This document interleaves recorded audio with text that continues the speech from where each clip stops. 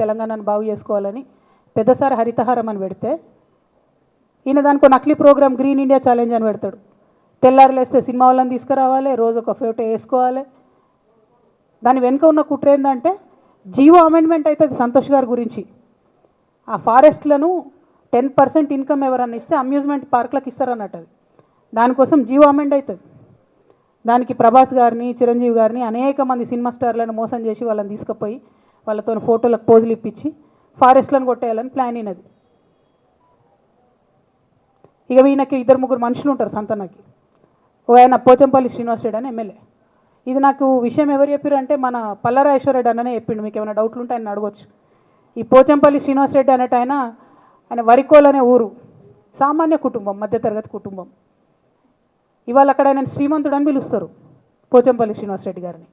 ఇక్కడ నాకు పల్లరాజేశ్వర రెడ్డి గారు చెప్పిన సమాచారం ప్రకారం మోకిల్లాలో మెగా శ్రీనివాస్ రెడ్డి, మెగా కంపెనీ ఉంది కదా, ఈ కాళేశ్వరంలో అవినీతి చేసిన మెగా కంపెనీ ప్లస్ పోచంపల్లి శ్రీనివాస్ రెడ్డి గారు కలిసి 750 కోట్ల విల్లా ప్రాజెక్ట్ చేస్తున్నారు మోకిల్లాలో. 7 వచ్చినాయి అవి, అవినీతి డబ్బులు కాదా? ఎట్లా వస్తాయి? ఎవరైనా who is this Pochampalli Srinivas Reddy? Santosh Rao classmate. అది తప్ప ఆయనకున్న అర్హత ఏం లేదు. ఆయనకి ఎమ్మెల్సీ వస్తుంది, కాంట్రాక్ట్లు వస్తాయి, ఇంకేందో వస్తాయి. అట్లనే నవీన్ రావు అని ఇంకొక ఎమ్మెల్సీ ఉంటాడు. ఆయన డైరెక్ట్గా మా ముఖం పట్టుకొని అందరి ముంగట అంటాడు, నాకు ఎమ్మెల్సీ ఇచ్చింది కేసీఆర్ గారైనా నాకు దేవుడు సంతోష్ అంటాడు ఆయన. నిన్న మొన్న వాళ్ళ ఫాదర్ని పట్టుకున్నారు పేకాటల.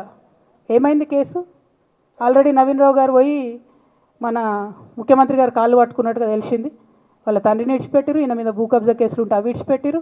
అంటే ఓ పక్క సంతోష్ రావు గ్యాంగు, ఇంకో పక్క హరీష్ రావు గ్యాంగు 100కు 100% రేవంత్ రెడ్డి గారితో, ఇక్కడ ఉన్న కాంగ్రెస్ ప్రభుత్వంతో, అవసరమైన సందర్భంలో పైన బీజేపీతో వాళ్ళు కోఆర్డినేషన్లో ఉండి బీఆర్ఎస్ పార్టీకి జలగల్లాగా పట్టి పీడుస్తున్నారు. నిరంతరం బీఆర్ఎస్ పార్టీకి నష్టం చేస్తున్నారు. ఎంత దారుణాన్ని కొడిగట్టిరంటే ఆఖరికి నా ఓటమితో ప్రారంభమైంది అది. నిజామాబాద్లో నా ఓటమిలో కుట్రలు చేశారు. ఆనాడే మనం రివ్యూ చేసుకుంటే బాగుండలే. కానీ ఇప్పుడు అది ఎక్కడికి వచ్చింది? కామారెడ్డిలో పెద్దసారి ఓడిపోయేదాకా వచ్చింది పరిస్థితి. మూడోసారి ప్రభుత్వం పోయేదాకా వచ్చింది పరిస్థితి. ఒక్కొక్క ఎలక్ట్ అయిన ఎమ్మెల్యేని, ఓడిపోయిన ఎమ్మెల్యేలు, పత్రికా మిత్రులు మీరు మాట్లాడండి. సంతోష్ రావు గారి బాధితులు నాకు మామూలుగా ఫోన్ చేస్తలేరు. అచ్చా, ఈ కంపెనీ పేరు బ్లూఫిన్ అట, మోకిలా. పల్లరాజేశ్వర రెడ్డి అని అప్పుడు పంపిన మెసేజ్ చూస్తున్న పాతది. Bluefin company Mokila. అయితే నేనేమంటున్నా అంటే ఇంత స్పష్టమైనటువంటి నేను ఇస్తున్నా.